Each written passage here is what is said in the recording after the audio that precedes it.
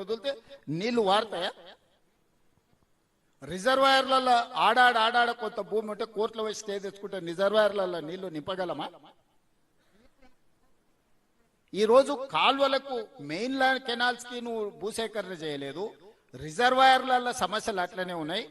ఉదండాపూర్లో R&R సమస్య ఉంటే నిన్నమన్న మీకు తెలుసు కదా, R&R సమస్యను ఈరోజు ఆ సమస్యను పరిష్కరించుకునే ప్రయత్నం చేస్తున్నాం. ఇవి ఏవి చేయకుండా, భూసేకరణ చేయకుండా, లేకపోతే R&R ప్యాకేజీలు ఇవ్వకుండా రిజర్వాయర్లలో నీళ్లు నింపగలమా? అందుకే ఈరోజు ఆ సమస్యలను అన్నిటినీ సంపూర్ణమైన అవగాహన చేసుకొని రాబోయే 2 ఏళ్లలో మాక్సిమం ఈ జిల్లాలో ఉండే పనులన్నిటిని పూర్తి చేయాలని ఈరోజు కంకణం కట్టుకొని మేమందరం క్షేత్రస్థాయిలో పర్యటన చేసి కార్యాచరణ తీసుకొని ముందుకు వెళ్తున్నాం.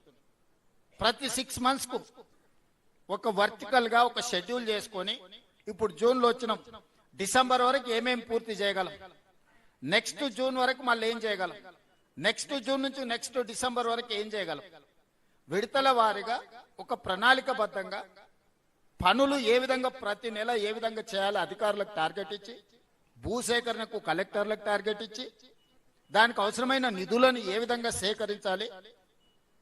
ఈరోజు విపరీతమైన అప్పులు తేవడం వల్ల ఈరోజు నిజంగా అవసరం ఉన్నప్పుడు అప్పు తెచ్చుకోలేని పరిస్థితి అయిపోయింది ప్రాజెక్టులు.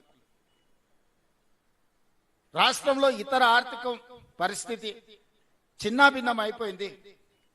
అయినా శక్తి కూడగట్టుకొని ఈరోజు ప్రాజెక్టులు పూర్తి చేస్తుంటే నోరు తెరిస్తే తప్పుడు ప్రచారం, అబద్ధాలే. 90% పాలమూరు జిల్లా ప్రాజెక్టులు పూర్తినాయని నిన్నమన్న వాళ్ళు ప్రెస్ మీట్ చెప్పారా? మీరందరూ రిపోర్ట్ చేసిరు కదా. 90% పనులు పూర్తయితే వాళ్ళ అంచనాల ప్రకారమే, వాళ్ళు ఇచ్చిన జీవో ప్రకారమే 55,000 కోట్ల రూపాయల పాలమూరు రంగారెడ్డి ఎత్తిపోతలు కావాలన్నా వాళ్ళు అదే చెప్తారు కదా. వాళ్ళ హయాంలో ఖర్చు పెట్టిందే 27,000 కోట్లు.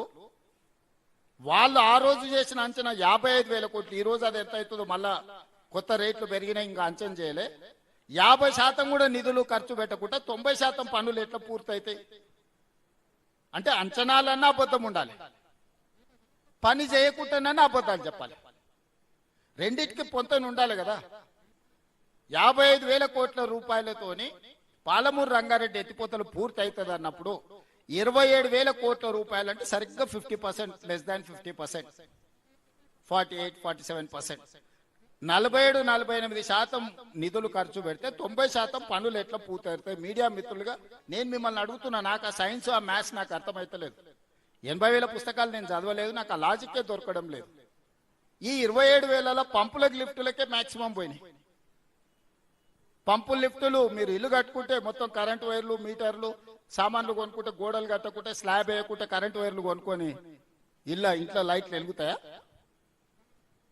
ఎందుకు ఎలక్ట్రోమెకానికల్ ఎక్విప్మెంట్ కొన్నాడంటే 20%, 30%, 40% కమిషన్లు కొట్టడానికి అడగోలుగా రేట్లు పెంచి ఆ పైసలు ఇచ్చాడు. సివిల్ వర్కులకు ఇయ్యలే, భూసేకరణకి ఇయ్యలే. ఏ ప్రాజెక్ట్ కట్టాలని మీరు ఇల్లు కట్టుకోవాలనుకుంటే కూడా ఫస్ట్ ప్లాట్ కొనుక్కుంటారు, అవునా? ప్లాట్ కొనుక్కున్న తర్వాత దానికి డ్రాయింగ్స్ చేపిస్తారు, డ్రాయింగ్స్ తర్వాత సివిల్ వర్కులు చేస్తారు, సివిల్ వర్కుల తర్వాత ఎలక్ట్రికల్ వర్కులు చేస్తారు. ఈ రోజు ఆయన ఎట్లా పడితే అట్లా చేసి ఏది పడితే అది మాట్లాడి ఉన్నదంతా ఊడ్చుకపోయి దోసుకుపోయి ఈరోజు మమ్మల్ని ఏదో దోషులుగా నిలబెడుతున్నామని భ్రమలలో ఉన్నారు. ఎవరంత అమాయకులు లేరు. ఏ ఊరికి ఆ ఊరికి తెలుసు, ఆ ఊరిలో పని ఏమైతే. ఇప్పుడు కొల్లాపూర్ పోయినాం, చిన్న పిల్లగాన్ని అడిగినా చెప్తుండే ఏం జరిగిందో. వనపర్తి ఏరియాకు పోయినాం, నాగర్ కర్నూలు ఏరియాకు వచ్చినాం, ఇప్పుడు దేవరకద్ర ప్రాంతానికి వచ్చినాం, రేపు జడ్చర్లకు పోతాం. లోకల్గా ఉన్న వాళ్ళకి అర్థమవుతుంది కదా ఈయన ఏం చేసిండు, ఏం చేయలేదు, నిధులు ఇచ్చిండా ఇయ్యలేదా.